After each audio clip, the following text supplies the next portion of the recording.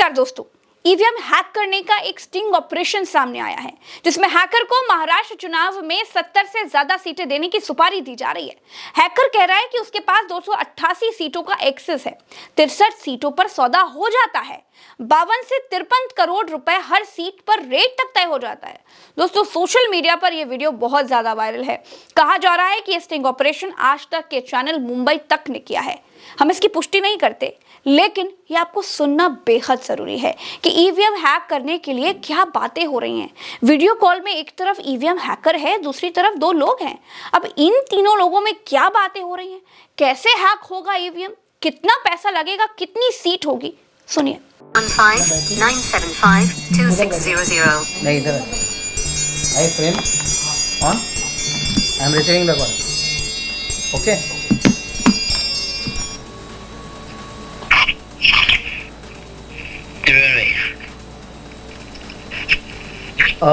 आपको इंट्रोड्यूस करवा देता हूँ। ये है अल्पेश जी। नमस्कार। अल्पेश जी हैं, ये हमारे इनका आपको पता होगा, इनके पास 102 सीट्स इनको दी गई है। 75 इनको करवाना है।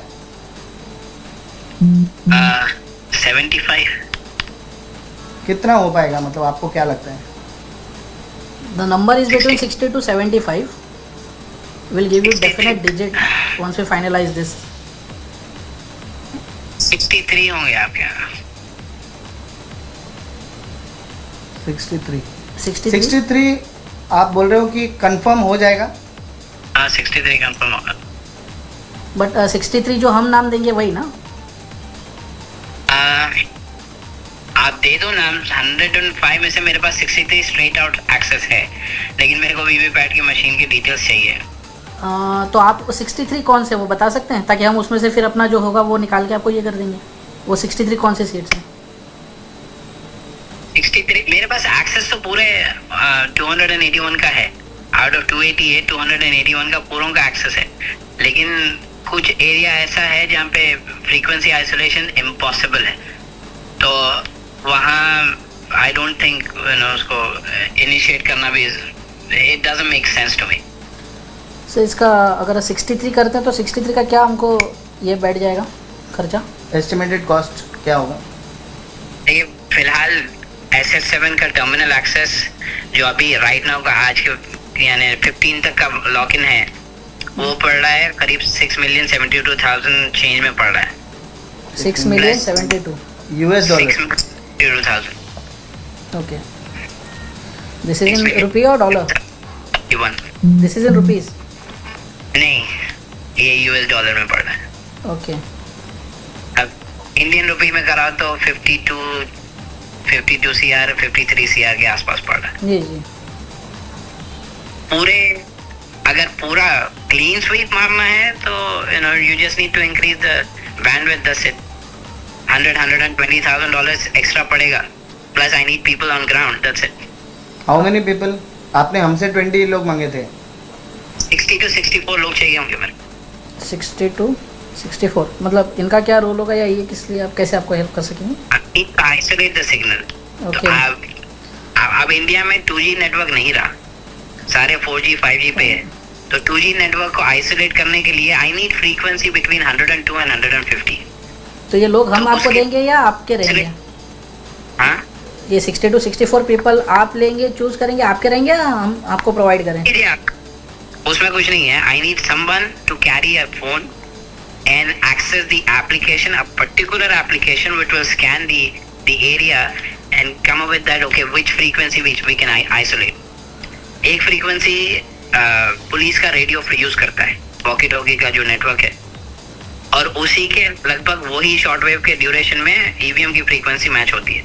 So I need to isolate that के ओके किसी के साथ इंटरसेप्ट ना हो जाए, तो उसके लिए मेरे को आइसोलेट करने के लिए I need to scan the frequency. आपको ईवीएम की क्या डिटेल्स चाहिए एग्जैक्टली? ईवीएम की एग्जैक्टली क्या डिटेल्स चाहिए आपको? मैं तो प्रोवाइड करवाता हूँ। रैंडमाइजेशन के बाद कंट्रोल यूनिट, बैलेट यूनिट और वीवीपैट कौन सी पोलिंग स्टेशन पे जाएगा, ओके, वो एक पीडीएफ में आता है। ओके, और उसके सीक्वेंस भी होता है। देखिए, ईवीएम सबसे बड़ा जो चैलेंज है, can candidate sequence identification number. Her party का एक यानी नेशनल पार्टी है, जैसे अब कांग्रेस है तो कांग्रेस का सीक्वेंस शुरू होता है INNP से शुरू होता है, बीजेपी का INBP से शुरू होता है, रीजनल पार्टी है तो रीजनल पार्टी का अलग शुरू होता है। तो हर कैंडिडेट का उसके साथ सीक्वेंस जुड़ता है। कोई पोलिंग बूथ पे, यानी मान लीजिए 300 पोलिंग बूथ है, 300 पोलिंग बूथ में 50 पोलिंग बूथ पे वो कैंडिडेट 1 पे कांग्रेस रहेगा, 50 पोलिंग बूथ पे कैंडिडेट 2 कांग्रेस पे रहेगा। तो ये सीक्वेंस जो अलग हो रहा है, उससे दिक्कत ये आती है कि अगर मैं कैंडिडेट एक के ऊपर ही पूरा मारूं, और अगर एक कैंडिडेट के ऊपर अगर कांग्रेस 50 जगह है, 100 जगह नहीं है, समझ गया, तो मेरे हाथ से जो है बीजेपी जीत जाएगी। समझ गया। तो ये चाहता मैं, अगर मेरे पास वीवीपैट की डिटेल्स है तो ओके, आई नो कि भाई ये वीवीपैट के अंदर बिट सीक्वेंस कौन सा है, कौन से बटन के ऊपर कौन से कैंडिडेट का सिंबल लगा हुआ है, मुझे ये पता चल जाता है। At least I can read that. So मेरे को एग्जैक्टली वो फाइल रैंडमाइजेशन के बाद जो रिटर्निंग ऑफिसर से आप पूछो, रिटर्निंग ऑफिसर दे देता है। ये तो मुझे वो फाइल चाहिए। डिटेल्स मिलने के बाद फिर आप किस तरह से करेंगे? इलेक्शन वोटिंग के दिन ही होगा या कैसे होगा और किस तरीके से होगा? मैं तो पहले ही प्री प्रोग्राम जितने हैं उसको फ्लिप कर देता हूँ। यहाँ पे प्री प्रोग्राम्ड है बीजेपी के फेवर में, मैं उसको ऑलरेडी फ्लिप करके रखता हूँ। लेकिन on the day of election वो जो ट्रांसमिशन शुरू करते हैं, मैं इसको इंटरसेप्ट कर लेता हूँ। मेरे पास से रिटर्न एक फाइल जाती है।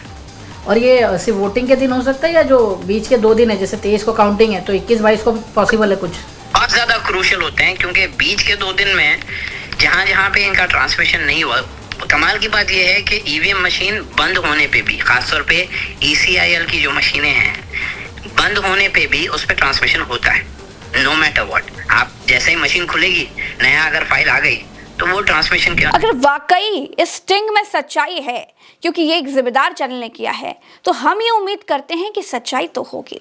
अगर ऐसा है तो ये बहुत खतरनाक है।